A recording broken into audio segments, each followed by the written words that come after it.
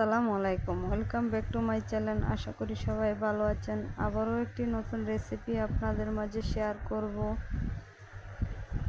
Chicken চাপ বা grill chicken sauce recipe আপনাদের সাথে শেয়ার করব।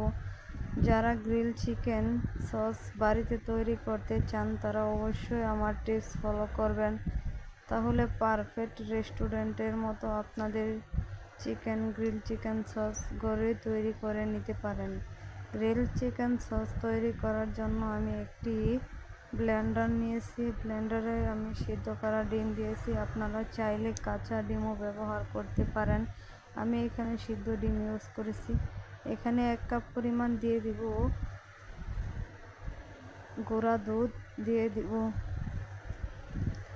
4 কোয়া রসুন, 1 ইঞ্চির মতো আদা আমি কেটে রেখেছি, আর লেবুর রস দিয়ে দিব 2 চামচের মতো। লেবুর রসটা যাতে উপরের লেবুর রসটা আছে ভিতরে যে খোসা না যায় সেদিকে লক্ষ্য রাখবেন, তাহলে তিতা লাগতে পারে। এখানে আমি 2 চামচের মতো চিনি অ্যাড করেছি।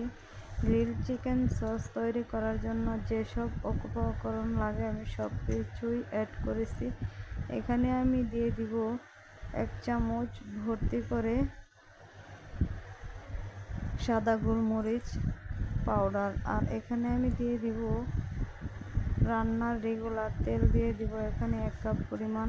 তেলের পরিমাণটা আপনারা একসাথে অ্যাড করবেন না, একটু একটু করে ব্লেন্ড করবেন আর অ্যাড করবেন, তাহলে আপনারা বুঝতে পারবেন কতটুকু অ্যাড করেছেন। আমার এটা তৈরি করতে প্রায় 1 কাপ পরিমাণ লেগেছে। আর দিয়েছি 2 কাপ পরিমাণ, দেখুন কতটা সস দিয়েছি আমি, 2 কাপ পরিমাণ মতো। আর এখানে দেখুন আমার ব্লেন্ড করার পর কতটাই সুন্দর এসেছে এই সসটা গ্রিল চিকেন বা চাপ দিয়ে খেতে দুর্দান্ত হয়। আপনারা অবশ্যই একবার ট্রাই করবেন।